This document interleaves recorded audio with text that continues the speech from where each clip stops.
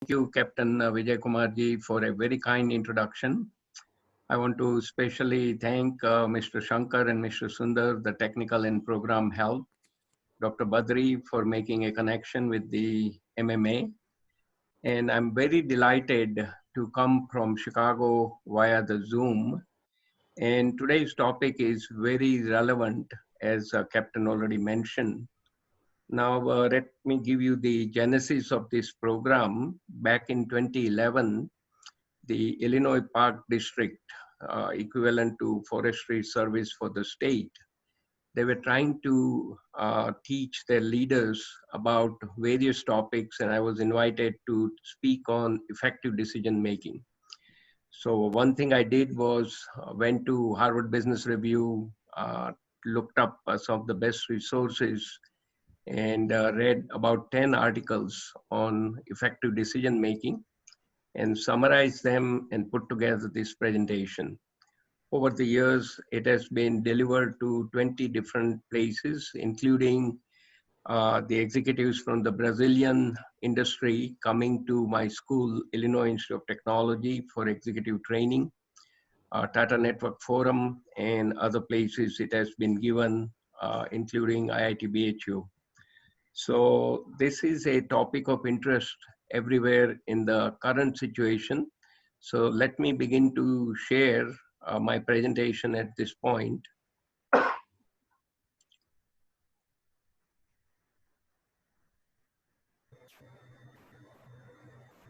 So here is the roadmap for next 1 hour.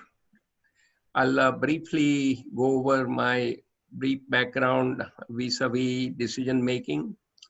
Then we'll take some of the simple quotes on decision making from good thought leaders. And then I want to walk you down number of opportunities we have to make decision in a professional setting as well as the personal setting.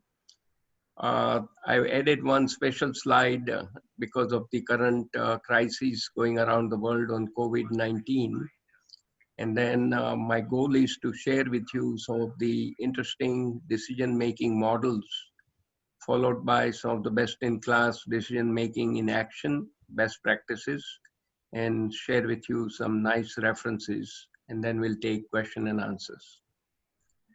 So just to recap, both in the for-profit and non-profit organizations, honored to have experience managing customers, people, processes, and working with leaders using some of the major models like US Baldrige Performance Award and International Standards Organization ISO models. Now, let's look at some of the nice quotes. The first one comes from Lee Iacocca. He was at Ford Motor Company, he retired. And when Chrysler was in trouble, they invited Lee to come back and steer the company from bankruptcy to good place.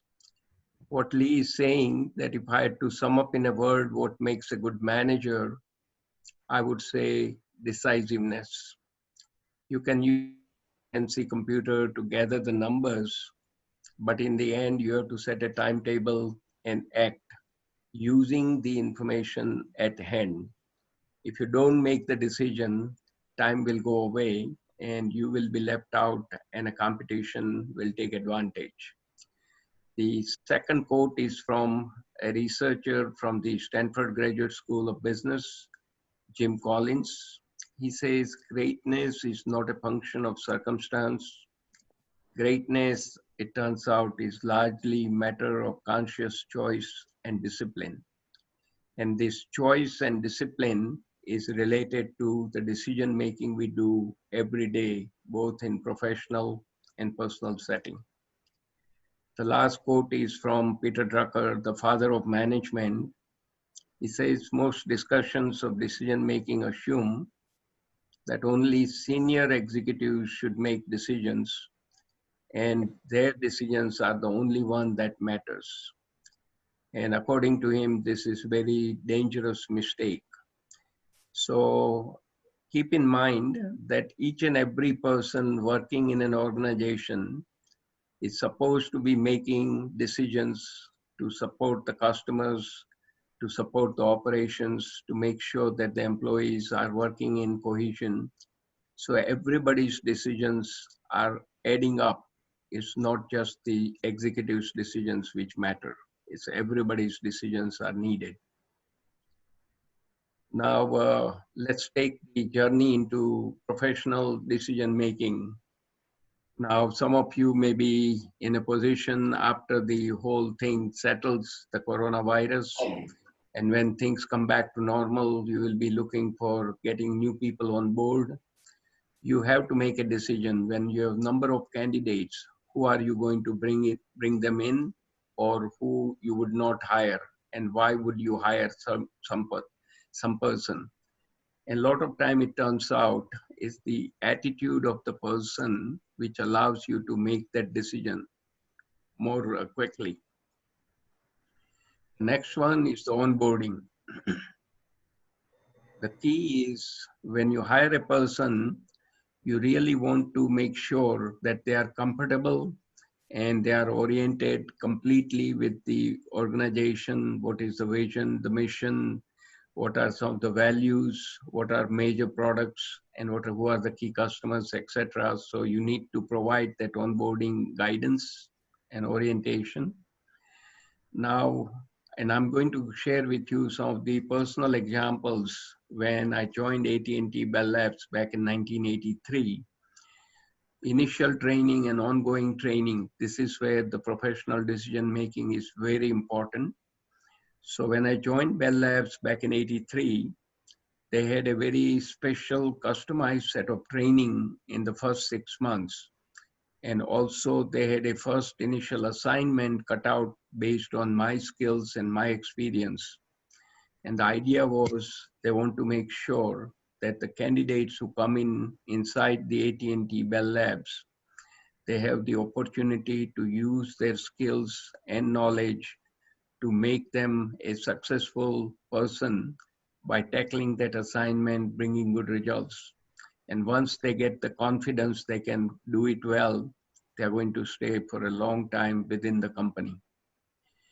So initial assignment, ongoing assignments, you have to make conscious choices, who to give what tailored assignments so they keep growing into their work area. Performance feedback. So this is the place where in case if you have 10 people you are managing, you need to give them appropriate performance feedback. It should be focused on development. It should give them opportunity to let them know what good things they bring on the table, give pat on the back, as well as identify few areas where they can do well with respect to getting additional training, and so their performance improves.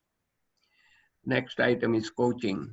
Now, coaching is not in the sports sense, but as a supervisor or a manager, one need to be a coach of your employees. And what does the coach do? The coach find out that what are the strengths of an individual, where they are the best. And when you find out the strength of your employee, and when you make the assignment congruent to their strength, they are going to bring the best results with very little supervision. So that coaching aspect requires good decisions, good work required on the part of managers, supervisors, etc. Mentoring. Now, I want to stress the importance of mentoring. So when I joined Bell Labs, on the day one, I had two mentors already assigned. One was technical mentor who stayed with me for 6 months to share with me how things get done at Bell Labs. The second mentor was a social mentor, and AT&T was very big in diversity management. So I had an Asian American mentor. He showed me the various clubs and activities available for employees during lunch hours and after work. And you can join any of the clubs and start assimilating into the workplace. Professor சிக்காவிலேருந்து பேசியிருக்காரு இடி இன்னொருத்தர் professor. நான் இருக்க video of பண்ணி வச்சுட்டேன். The next item is the professional growth. Now, one thing I would like to stress that when you get your first degree, that's the start of your professional journey. It's not the end of the learning. The journey begins from that point on until we go back and meet our creator. So every day we need to learn something new and enrich ourselves so that we are more worthwhile and more worthy of giving back to our organization and keeping ourselves occupied with the new ideas and try to be at the cutting edge. Promotion. So you have three candidates, one opening to promote. Who are going to promote and who will get that slot? That requires lots of decisions. And you need to work in your team to ensure that you review the performance. You also review the potential of what that person can do in the future if they get promoted and what value they will bring on the table. Terminations. Sometimes a person may not work out well within the organization because they could be either a misfit or they do not have the right skills and they are at the wrong place.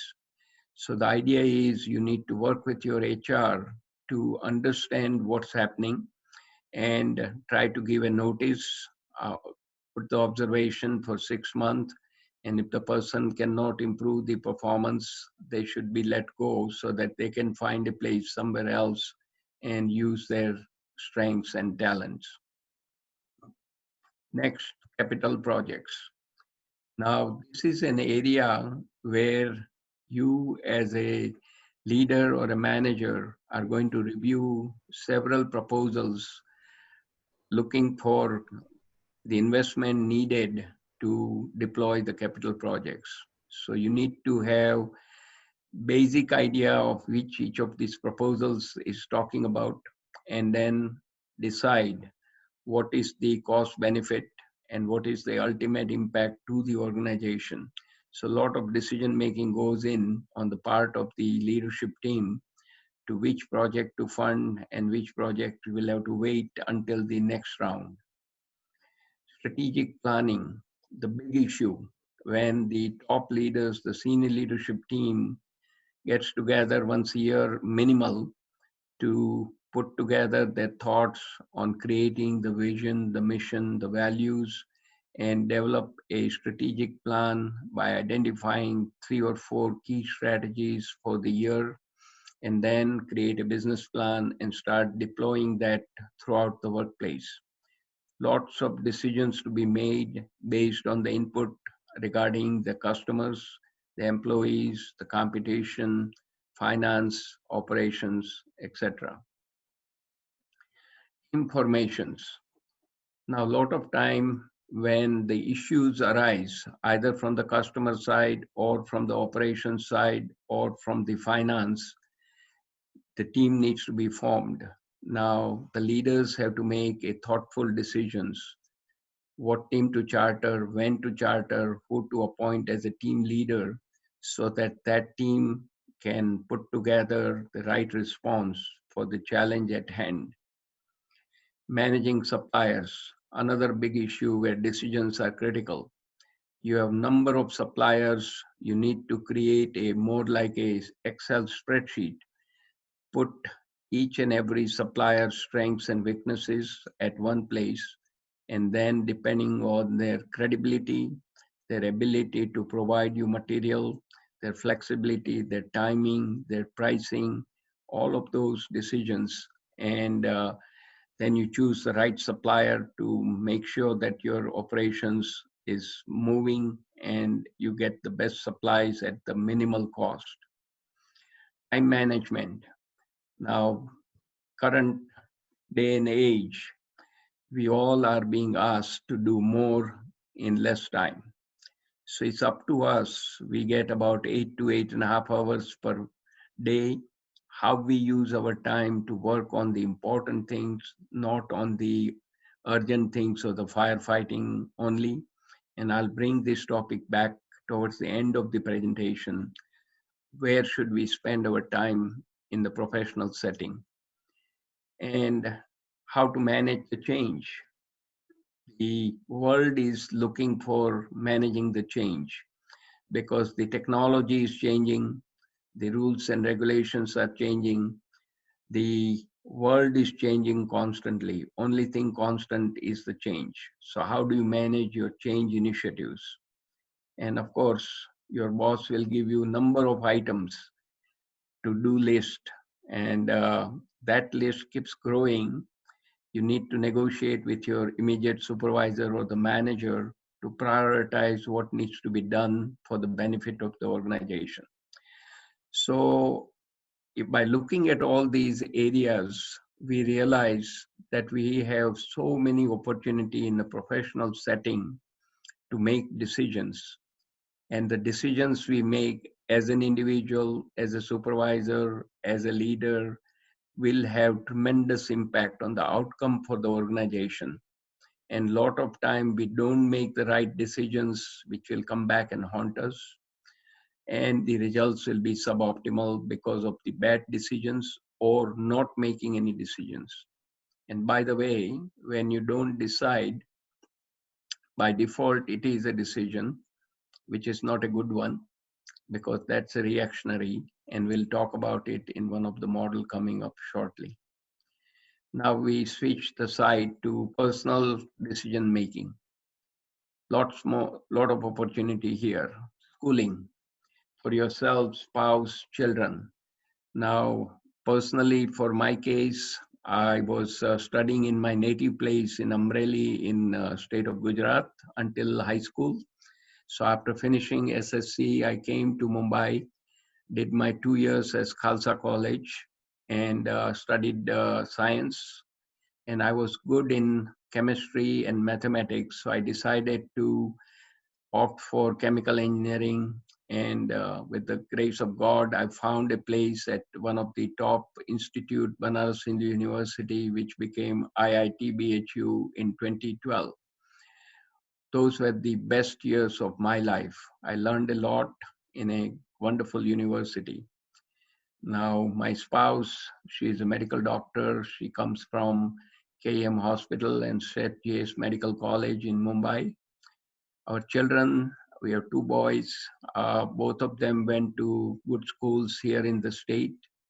Older one went to Stanford University, studied computer science, worked in the industry, and then did MBA at Kellogg Graduate School, Kellogg School of Management at Northwestern.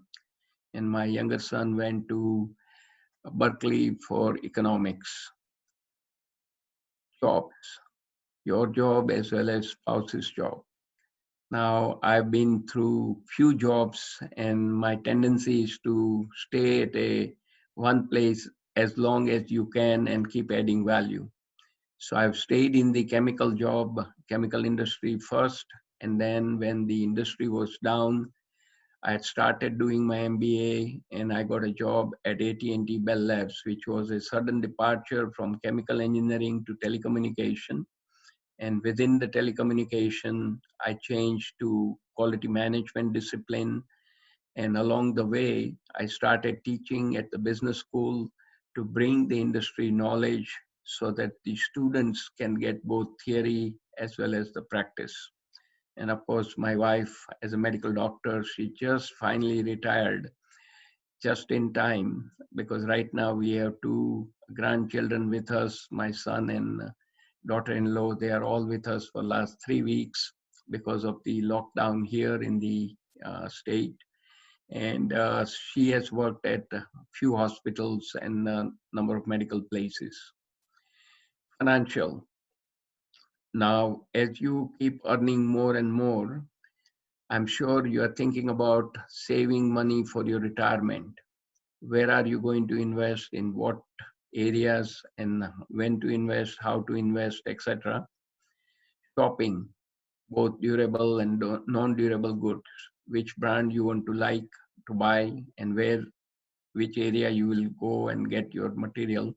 Housing, whether you want to rent or buy down the road. Automobile, which particular car you want to have. Now, a lot of time it's a more like a status symbol, but you need the car to go from place to place. So depending on your situation, you decide what's the best option. So personally, when I was a student, I'd bought a second-hand car, which cost only $800 that time. That was year 1970, 50 years ago. And it car ran for almost 10 years, even though it was a second-hand car. Appliances, which one, which brand, which place you are going to buy it from, clothing, which department store, which type of clothing, and again, different seasons. You need to have at least the idea of what you want to buy for yourself, your spouse, children, etc. when they are young. Place of worship, where you are going to go. You have to make a decision close to home and a good place where you can go and have peace of mind. Sports, either you are playing it or watching it. And of course, in India, cricket and football, which is both are very popular. Vacation. When time comes, I'm sure you are keeping your vacations open after all this bad situation passes over, at least on a yearly basis. One should keep in mind that taking vacation recharges your battery. And when I was with AT&T Bell Labs for 17 and a half years, our leaders emphasized that don't be workaholic. Try to take time off from the work because work is never ending. You need to have personal time with the family. Go away for whatever time you have, 1 week, 2 weeks, 2.5 weeks, 3 weeks. Take your vacation on a regular basis. Hobbies. One should cultivate some hobbies. And personally, I enjoyed doing photography, travel internationally. I like the philanthropy. I've been very happy to mention that about 30 years ago, we started a blind foundation for India to support 15 million blind, 1 out of 3 in the world in India. Personal improvements. We all can identify few areas where we can continue to hone up our skills and personal improvements on a continuous basis by reading lots of books. And at this stage, I read Harvard Business Review, MIT Sloan, uh, Management Review, McKinsey Quarterly, Inc., Forbes, etc. Number of magazine, good articles, and nowadays we get lots of push on the internet via email every day. Time management on a personal level, how you spend your time you spend with your family, with your children, for spending time giving service at the religious places, place of worship, etc. Those are important things. And I call it the honey-do list. So if you have a spouse, she will give you or he will give you a list of things you need to do, and you have to accept that list and keep working on it. Otherwise, you may not get the supper or a lunch that day. Okay, now we come to the current situation, decision making during COVID-19. And as Captain already mentioned, social isolation, Prime Minister Modi ji extended it to May the 3rd, total 40 days. Seriously follow the official guidelines. Frequent hand washing with soap and water, 20 seconds minimum at a time. These are some reminders basically for ourselves. If you need to make an outside trip to get the essentials, mainly the grocery, buy things for 2 weeks at a time to avoid a lot of exposure. Seek medical help when appropriate. Look after elderly people, your parents, the neighbors, etc. For youngsters at home, you need to be creative and engage them. And now with the technology, you can do many things with the youngsters. And I can tell you, whole day we have 2 grandchildren who are running around in the house. My wife, who has become the general manager, GM, grandmother, she takes care of both of them. And I get involved part of the time when I'm not busy with my work, but you have to entertain the youngsters and keep them focused. share in the house chores. Now, one thing I do well is cleaning. As a chemical engineer, I've learned how to do the cleaning operation. So all the dishes I do, and that's my part. My wife is an excellent cook. So she cooks the food and I take on once the dishes are ready to be done. So I do the dishes, try to be helpful to the significant others. Avoid rumors, do not propagate false information. And bottom line, we need to have more discipline and vigilance during these difficult times because the choices and the decision we make or don't make can impact not only our lives, but others' lives also. So stay healthy, stay safe. Now, I want to share with you a very simple tool from the quality discipline called tree diagram. And this simple tool, and of course, the timing is not right. It talks about going on vacation, and going to Europe is a no-no at the moment, and you cannot do any of these. But let me frame the uh, tool here. There are various levels of decision making. There's a decision level 1, which says you want to go on vacation. For that decision level 1, there are a number of options at decision level 2. And for decision level 2, for each of those 3 options, there is a decision level 3, which opens up more options, ultimately leading to the outcomes. So the point I want to make is on a single piece of paper, you can assemble a lot of information and go from your major decision to final outcome by traversing on any of the path. And this is a very simple tool used in the quality management discipline, started by the Japanese and is picked up all over the world. And some of you in the audience who are in the quality discipline, you may have seen it or used this simple tree diagram, which is nothing but your organization chart sideways. So your top person, generally the organization chart with the top person, CMD or the president or the CEO at the top. Now here your decision level 1 is the CMD, it's on the left side, sideways. Now, if there are any students in the audience or any professionals who are continue to do the additional choices to continue their education, you have many choices at hand. If you want to go in the business area, then there are sub choices like accounting, finance, operation, strategy, marketing, etc. When I did my MBA, I chose to do marketing management as my major because I understood the value of marketing. Because if you cannot market anything, then your great products will remain more like a mystery. Nobody will be able to get it. And one thing I can mention in the Western world, in USA, they are extremely good at marketing. They can sell anything and everything to anybody and everybody. Engineering, many branches and sub branches. I chose chemical engineering, but you can have civil, mechanical, electrical, telecommunication, mining, metallurgy, computer science, etc. Some people prefer to go in the law.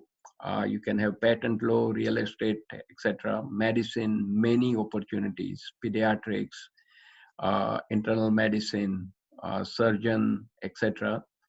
You may want to choose fine arts, liberal arts, life sciences, or pharmaceutics, depending your interest and using your strengths. And one thing I want to mention that, as I mentioned, I was good with chemistry and mathematics, so I chose chemical engineering. And those two strong areas allowed me to study well in chemical engineering. Next, decisions you make about the branches, etc., or continuing education should lead for something for meaningful work at the end of the day.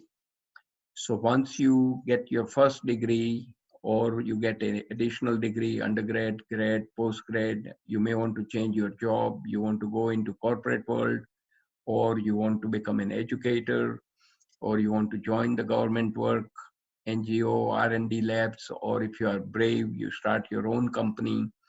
And let me tell you one simple example.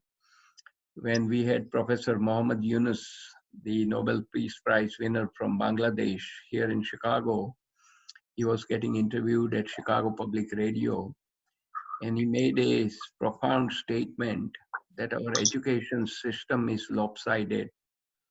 We are creating more job seekers than job creators. We need to have more entrepreneurs creating the jobs. At this point, I'll request Mr. Shankar to play this YouTube on group decision making. And I'll stop sharing at this point.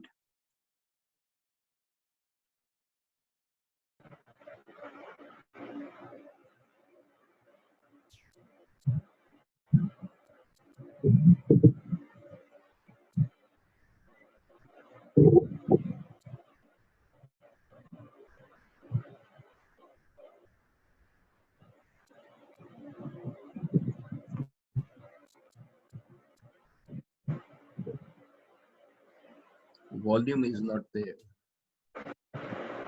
You check the sound.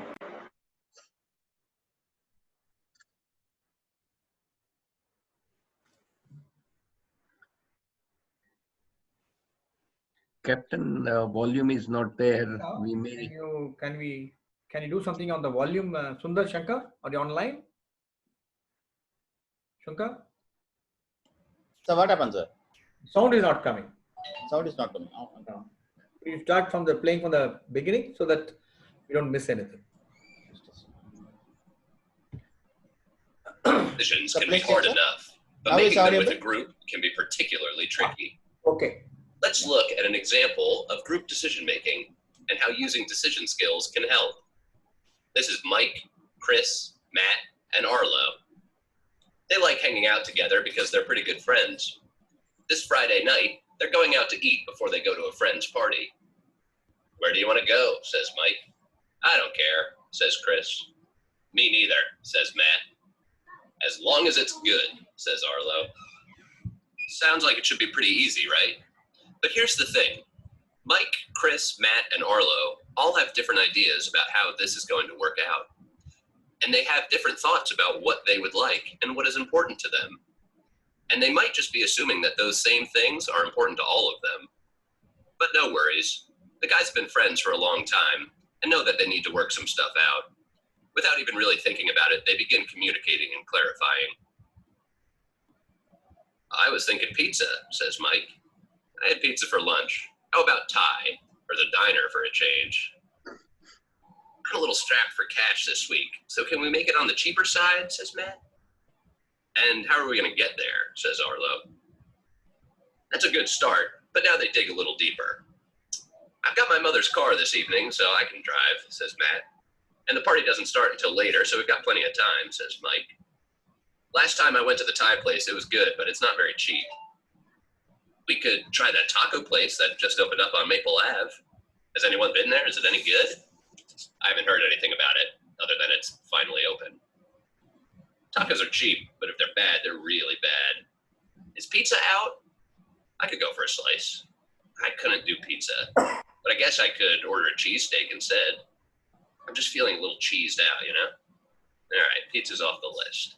And so's Thai. It'd be good, but it's too much to spend for this week. Fine. So, diner or new tacos? Tacos would be closer. It's only a couple of blocks, while the diner is all the way out on the highway. Yeah, but we know the diner is good, and the cherry pie is pretty much worth the trip. Yeah, but we could try something new. If only we knew if the taco place was good or not. Right around here is when people fall into one of the biggest group decision traps, decision fatigue. This is when you get sick of discussing an issue and just want to throw in the towel and do whatever seems easiest. All right, I don't care anymore. Let's just get pizza like we always do. Then Chris says, I don't really want pizza, come on. We just have to decide between the diner and the taco place. What do you think? Arlo replies, all right. Even though it might be a nice change, we don't know how good the taco place will be. I say we hold off on trying it until we hear something about it.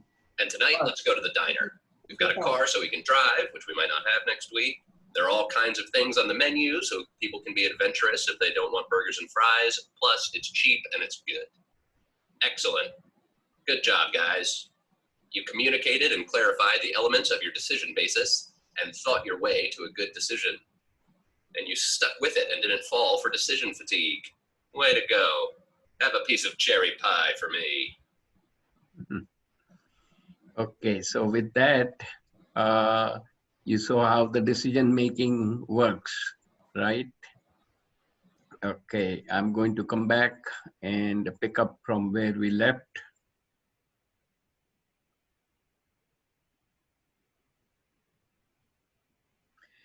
I want to take you through some of the decision making models. Important to remember that the decision making is a skill that is learned and it improves with practice. Now, the way to learn is we can make better decision by looking at some of the basic decision-making models that tells us what is the process by which we arrive at a conclusion or the choices and the decisions we make. So there are 6 of them. First is scientific, which is knowledge-based. It's a detective approach. Second one is ethical, doing the right thing, which is a moral approach. Next is economical, net gain by doing cost-benefit approach. Fourth is political. The decision you take will be palatable to people. It's a subjective approach. Using the experience, past knowledge is a familiarity approach. And the last one is habitual, default-based. It's a passive approach. So out of these 6, first 5 are proactive. Habitual is reactive. So don't try to rely on habitual only all the time, because that is not going to give you more value. And keep in mind that at a given time, you may be using combination of number of these models for a given situation. Now, next wonderful article was on 9 steps to decision making. And I'm sure we all know when we have too many options and the pending decisions, we can get overwhelmed. But keep in mind, the decision is as easy or as complicated as we choose to be. We need to take control and decide to be decisive. And our ability for decision making is dependent only on the mindset. If we have a mental attitude which can become strong with the practice and persistence. And there are 9 steps to be decisive. What are these steps? First, believe in yourself that you are decisive and you will make good decisions. Secondly, visualize yourself as a quick and firm decision maker. Third, there are no bad decisions. Action beats inaction. Next, be brave. Don't be afraid to make mistakes, because it's okay to make mistake, but you learn from that mistake and next time make a better decision using the learning from the one where it did not go well. Have faith, listen to your instinct, take a step back, decide by expanding the possibilities, thinking out of the box, set the time limit. A lot of people put together their final decisions when there's a deadline. And a lot of people work under tight deadlines, but don't do it all the time. Persistent practice, make fast decisions often. I'm sure those of you who are practicing project management, they say that in project management it's important to fail fast to succeed sooner. Fail fast to succeed sooner, because you take few steps, work on a small thing, and when you are not successful, use that failure to come to a better decisions and start coming to bring the project to the closure. And the last item is think out loud. Clearly define the question, write down options and assumptions, and work with your team so that your decisions are better and better and adding value in the organization. Now here comes the bad news, culture of indecisions. And this is true everywhere around the world.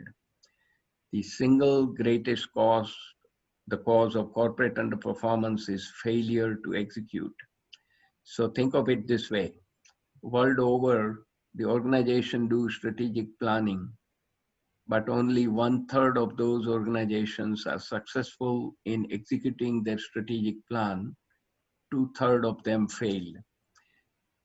And a lot of it is connected to not doing the prioritization on the strategies, not allowing right resources to work on key strategies, not having continuous review on a quarterly basis on the outcome of those key strategies, and not sharing those strategies throughout the organization. Now, these kind of failures to execute can result because there is a inaction on the part of the people, whether the organization is small or large. You want to say something? Sure. I saw you left the thing. That's why I thought I'd speak to you. Is it okay? No, not bad. No, not bad. No, good, informative. Yeah, the inability to take decisive action is rooted in company's culture. And to find the solution, Dr. Ram Sharan, who is one of the top consultant, he talks about doing three things. He said, have to have intellectual honesty in connection between people, have an honest dialogue at the course when people meet, and third most important thing is provide feedback and follow through by rewarding the high achievers, coach those who are struggling, and discourage those whose behaviors are blocking the organization's progress. So once again, those who are doing good work and high achievers, give them feedback and follow through. Coach who are struggling at the other end, and those who are sitting in the middle doing things which are not helping the organization, discourage them so that the progress is not blocked. Now, next question comes, who makes the decision? And this is where a lot of confusion comes. A lot of time decisions in the organization stall because nobody knows who is in charge. So who is accountable for decision, and how do we arrive at a credit in the decision making? Use the RAPID model. And RAPID, R stands for who will recommend the course of action for the key decision. A, who will agree to the recommendation. P, who will perform the actions. I, whose input is needed to determine proposal's feasibility. And D, who decides to bring the action to closure and commit the organization to implement it.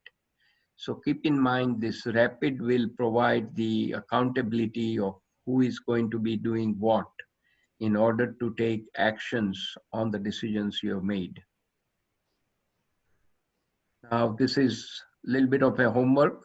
You think about last 3 meaningful decisions and answer some of these questions when you have a little spare time at the office or at work or sitting at home doing the work for the company. Now, why good leaders made bad decisions? This is another topic which comes back most of the time. So keep in mind that the good leaders, they do a lot of pattern recognition and emotional tagging because they want to make a quick and effective decisions, but that can be distorted by self-interest, emotional attachments, or misleading memories. Now, these 3 red flags needs to be watched. And to guard against these red flags, one need to have more analysis, greater debate, and stronger governance. When you have those safeguards, you can overcome those red flags and allow the executives to make better decisions all the time. Now, important topic. We can do a lot of planning, but if you don't have any execution, then those plans or the decisions remains on paper only. And this is tied to the strategic plan. Now, the current strategic plan, the traditional way, there is a serious flow. First is conducted only annually. Secondly, it unfolds unit by unit. There's no synergy. So think of it as a company with a number of divisions. Each divisions do their strategic plan on a silo basis, and they are not connected. So frustrated with these constraints, the executives normally sidestep this formal process and then make their decisions without any debate. And they are either making it incorrectly, too slowly, or not at all. So the guidance from this article is that how do we improve the quality and quantity of our strategic decisions? And this important thing is to do continuous issues focused strategic planning. And let me give you one practical example. When Alan Mulally joined Ford Motor Company coming out of Boeing, he used to have weekly strategic plan review where all managers around the world will get on 2 hours of phone calls every Friday morning, and they will review the strategic plan and try to make sure that they are current and they are stepping ahead of the competition.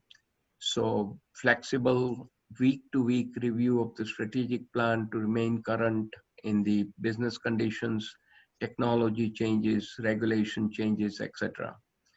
And debate one issue at a time until you reach a decision. And the reward is you can make better decisions and more strategic decisions every year. So here is the proof of the pudding. If you do only annual review on a single business unit basis, at the most you will have 2.5 decisions per year.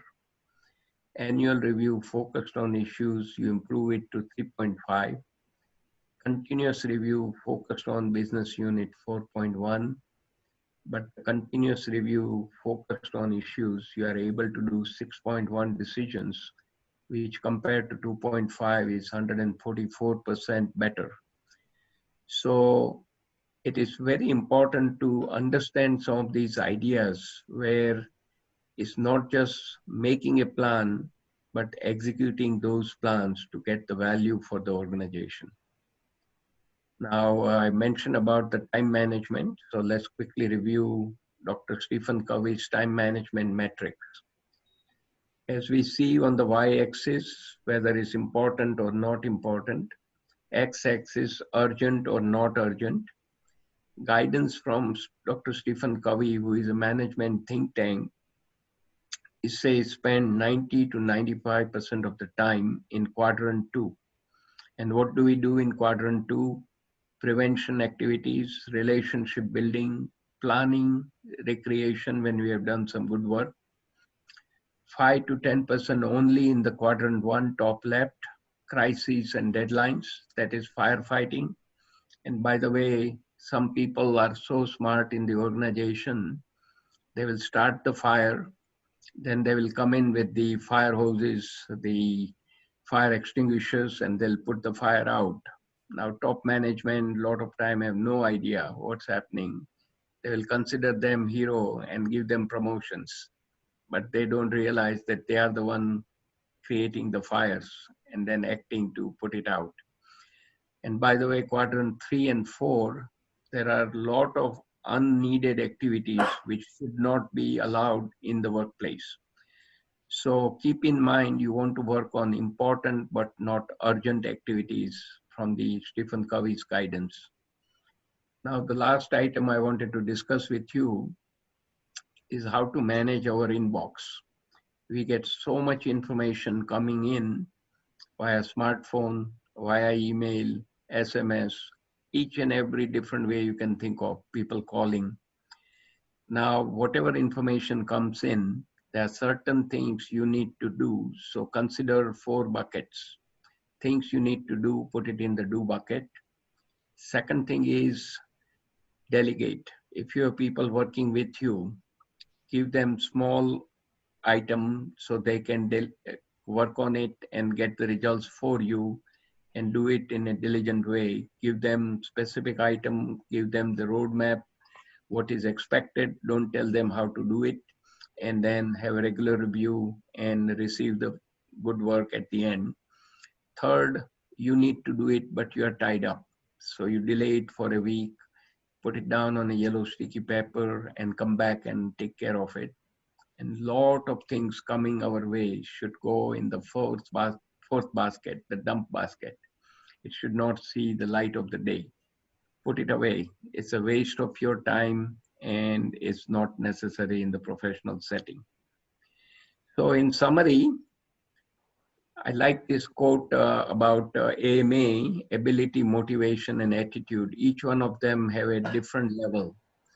Ability determines what you are capable of doing. Motivation determines how you do it, but it is the attitude that determines how well you do it. So if you have positive attitude, you will always achieve much better than the people who are naysayers. And you also want to hire people who have positive attitude. Now, in order to effectively make decisions and execute them, you need to engage all three H's: the heart, which is your emotions; head, the ideas and logic; and hands, the implementation. Now, I like this simple definition of leadership, which is a catalyst for change. And leadership is all about influencing, igniting, and inspiring ordinary people to do extraordinary things. It can never get better than this or simpler than this. It's very profound. Leadership is all about influencing, igniting, and inspiring ordinary people to do extraordinary things.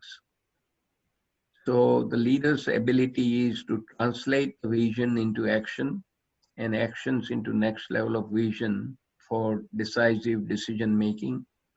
And very important to remember that decisiveness comes with the decision that you are decisive. So start deciding today and you will be a great decision maker. So I wanted to bring you to your attention the one reference I used, HBR's 10 must reads on making smart decisions. It has been updated several times. Wonderful resource. And then there are several good books.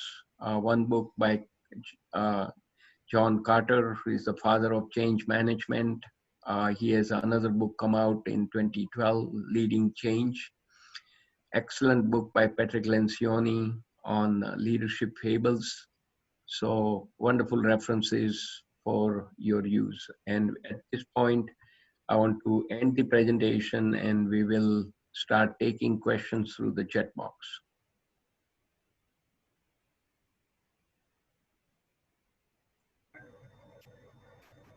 And chat.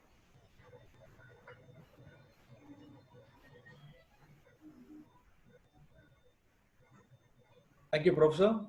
Yes. Great insight and excellent, and we learned a lot. I think the questions must be coming to you. Yes. I'll also ask some of the people who are there to send their questions now. Maybe I'll ask you the first question there. Now, Sure. I want you to tell us, under difficult conditions like we have a lockdown, the government of India said that we must take care of our staff, we should not terminate them, we should continue to pay them. And there are some of the SMEs who totally depends upon the revenue what they generated to pay their employees actually. Under these conditions, we also keep hearing cash is the king actually. Now, what is your advice to these SMEs? How do they take care of their employees' morale, keeping in view the regulatory issues where we cannot terminate the service of any employees and we should keep paying them? And how do you advise a company to keep paying them? Some of them totally depend on the generation, the revenue what they generate to pay. So how do you manage the difficult situation? Yeah, I think it's a really good question. And I want to narrate to you one story that in a difficult time, so I won't name the name of the company, but the times were very difficult. So the leader of the company who was owning it, he decided to take a total pay cut for himself. And he also ensured that the management team did not take any pay, but they turned that money around and gave it to the workers who needed it for their survival on a day-to-day basis. So one thought is, you look at the disparity between what the top management gets and what the workers get. So if for the time being, top management can decide to put part of their money in taking care of the working level people, that will go a long way. and it also creates the loyalty on the part of the employees. Yeah. Yeah, great. Great. Yeah, the top management should sacrifice to make sure that bottom Yes. line is taken care of. Yes. One way of also keep communicating with the people. 65867. Yes. Dr. Badri, do you have any questions? Meanwhile, other questions are being compiled. You go ahead, Dr. Badri. Thanks for facilitating us to the professor, Vora. Yes. Yeah. 65867. It was a good refresher upon decision trees. I remember using trees with EMV, expected monetary value approach, but Mhm. yours was more comprehensive, dealing with everyday decisions, like going to a vacation or visiting family. So that really widened my, the range of decisions to which you can apply that idea. Mhm. So I have that book by John Cotter Yeah. on managing change. So that is about change in the organization. And now with the shutdown, lockdown, I mean, the schools and colleges, I believe, are going to, because so many students congregate, Mhm. they will be opened late, I think. It may be a few months before classes take place in the traditional format. Yeah. So how do you think India can, adapt to this virtual classes quickly? What would Yeah. be? Yeah. So, Dr. Badri, this is a very serious issue, and India needs to act quickly because we have a technology at our side, right? We are technology, software technology is the strength of India. Now, I can tell you one example. I teach currently online class at Northwestern University School of Professional Studies. Fortunately, last year we changed over to the online format. So currently my class is running, I am in the second week of a 10-week program. All top universities here, actually all university in USA has changed over, starting with the April quarter or a semester online. Everything is online. Now in India, we are slow to react to it. I understand some of the IITs are not using online. Some are using, so there is no consistency. Now, online classes are equally effective if we do it well. I think we need somebody to go on a mute. Sundar, you have to please mute your. Thank you. Please go ahead, Professor. Thank you.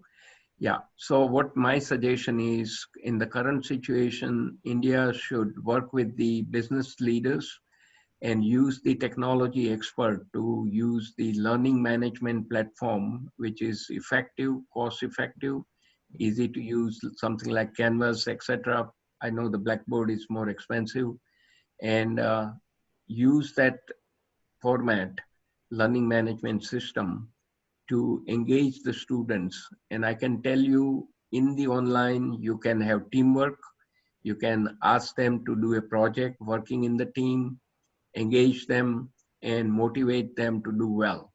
And it's equally effective because I've been teaching online for the last 9 years in various business schools.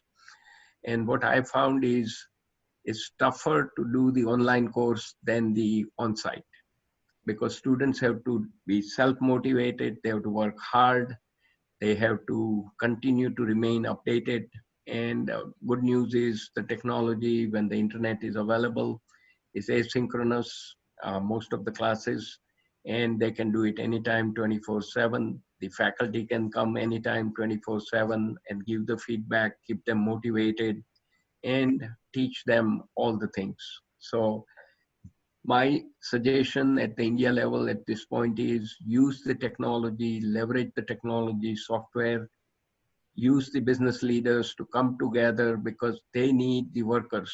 When they graduate the batches, they need to be very proficient in the use of technology remotely, etc. So I hope, but Dr. Badri, that essentially gives you some idea how we should be moving in India in the current situation for utilizing technology for online.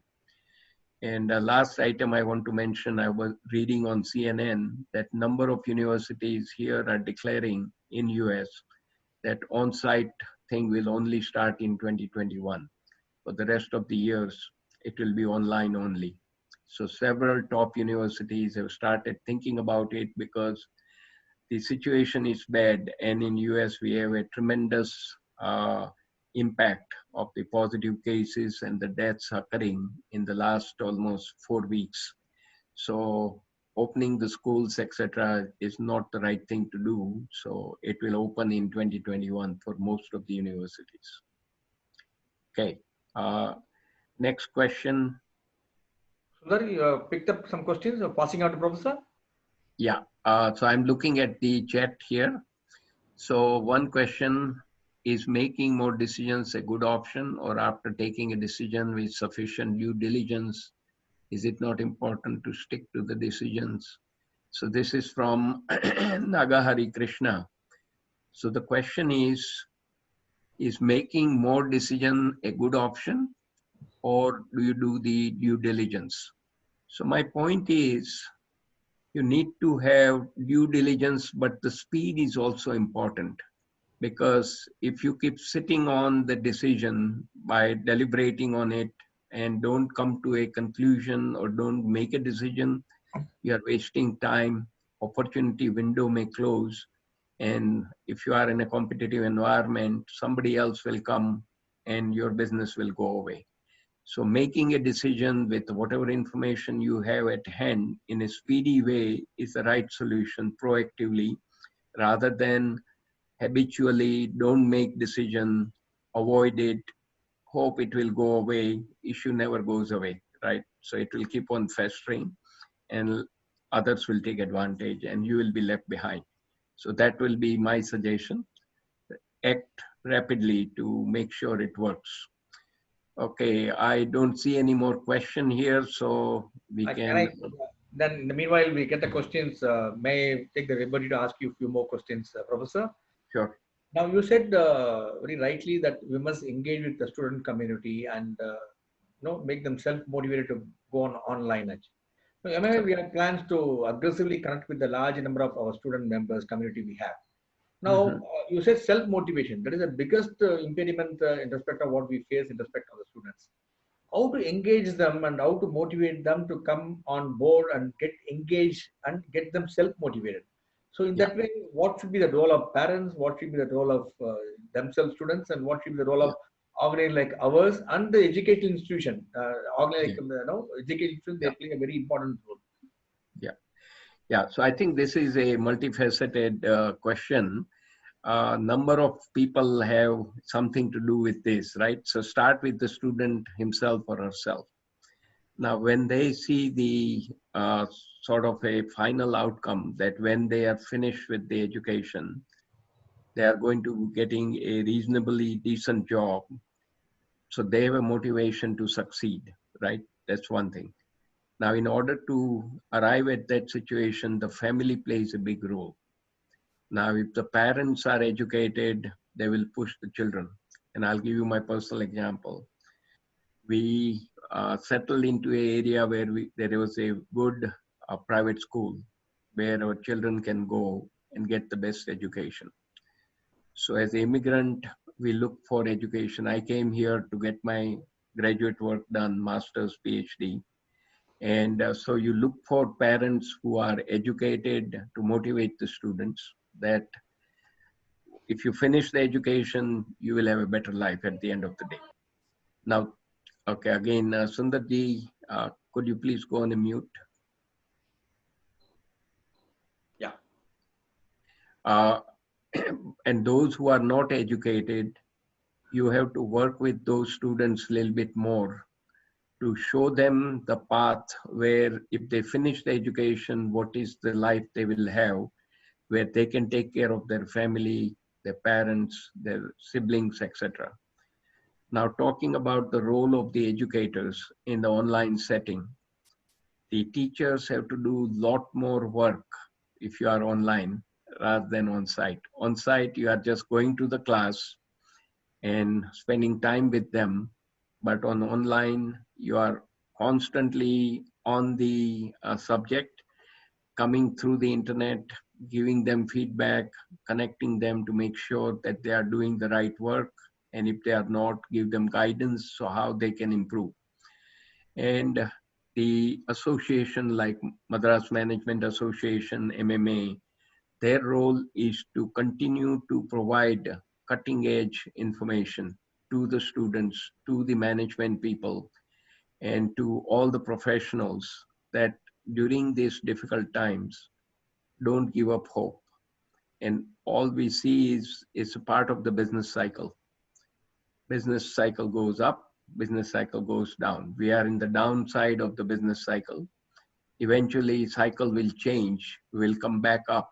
But those during the down cycle, if we prepare ourselves, hone up of our skills, and focus on the right things, for example, training, new areas, R&D, all these issues, if we do well in during the down cycle, when the cycle is on the upswing, you can take advantage, come out of the gate well prepared, and do very well compared to competition where they are doing nothing during the downtime.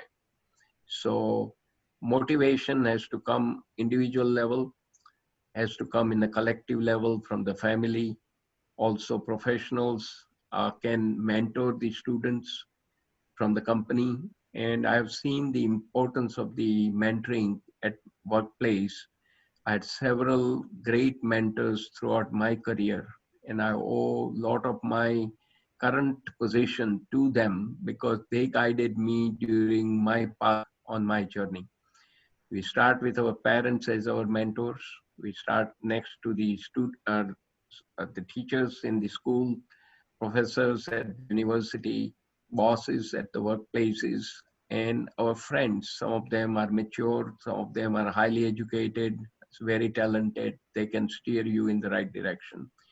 So my point is we need to capitalize on all these different resources to keep our youngsters motivated and show them that each one of them have a very great potential in them.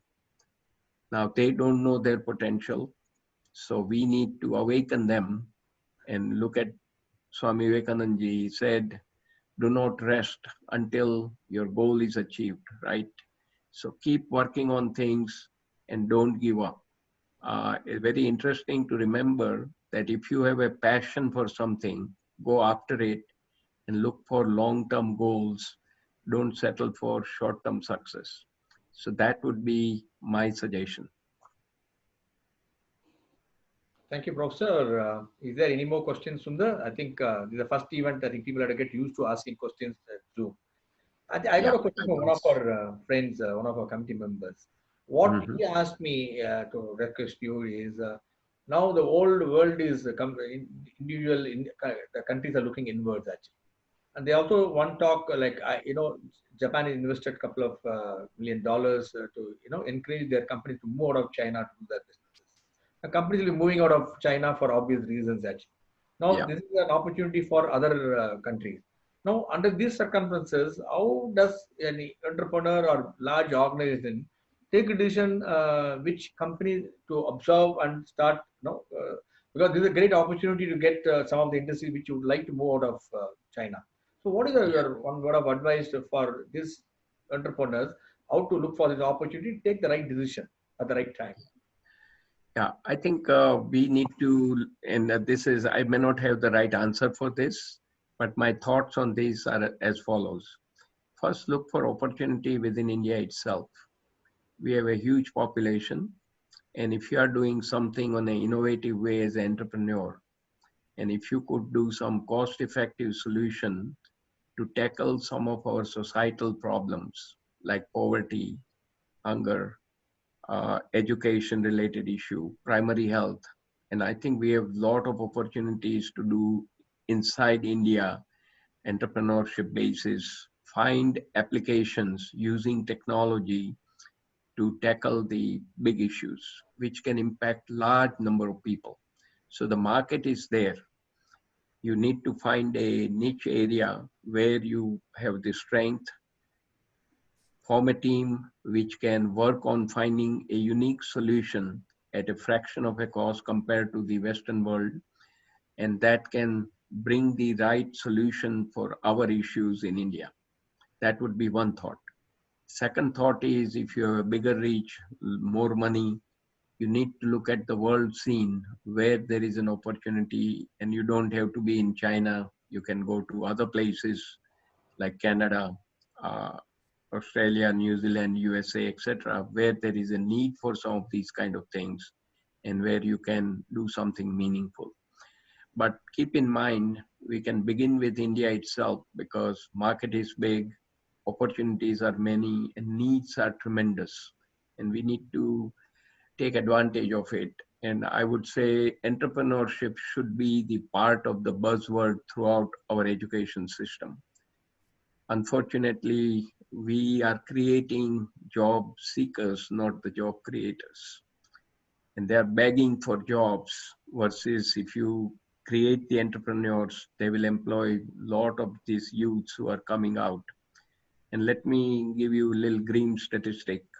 I was looking at some data from India Today about a year and a half back, that only 7% of the IT professionals who graduate every year have the right skill set to do their work.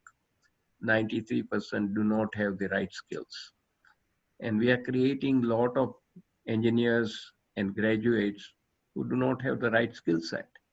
And my point is, we need a combination of both hard skills, which is technical, and the soft skills like communication, leadership, decision making, initiatives, time management, meeting management, teamwork. Without those things, person cannot be effective in the workplace. And I've realized that working at the multinationals, how important those things are compared to your technical thing. Everybody will have a technical knowledge, hard skills, but having soft skills is extremely important. And this is where I think the MMA should really put a big force and try to get this thing on the surface so that people can benefit at the company level, at the student level, etc. Thank you, Doctor. I know it's quite late in the night, and you have been so kind to join us live from Chicago. I think it must be around 11:30 at night. I know the time. It's 10 minutes to 12. Oh my God! So sorry to keep you awake. No, don't worry. I generally go to sleep late, so I'm perfectly fine, and I'm ready to take few questions if you have any. Dr. Badri, any questions? Sir, is there any questions come for the? No, sir, no. Really, No. yes. Okay. Now, Dr. Badri, any question? No, sir. Thank you. very inspiring, and I think one key takeaways which I took it from the lot of points what you shared with us. Yeah. You keep reviewing what you do actually, and that makes your decision process faster, and your the success rate of your decision is much better. That's a very key takeaway for each one of us. Thank you so much for sharing with us. I know our members are more used to watching live on Facebook and thing, and now we'll now promote them to come more on Zoom so that ask questions. And as also I mentioned to you, our regular timing is 11 o'clock and 6 o'clock in the evening. Body biorhythm is used to 11 o'clock in the morning. So that's another reason to get them. But I will take telecast of your talk sometime, one of the sessions in the evening, so that members get really benefit. That time I'll request you, if you get time, you can answer some additional questions. Thank you so much. Definitely. Thank you, Dr. Badri, for connecting us to Professor. Yes, my pleasure. And thank you, sir, and good night. Have a good night rest. And thank you, Sundar and Shankar, for making a flawless transmission. And thanks all the viewers who are watching the program live on IBC, our webcast, or Facebook, or YouTube. It's great having you, and keep connected, keep learning, and stay safe and stay healthy. Thank you so much. Bye-bye. Thank you, Captain Vijay Kumar ji. Thank you. Thank you so much. Yeah. Bye. Right. Bye.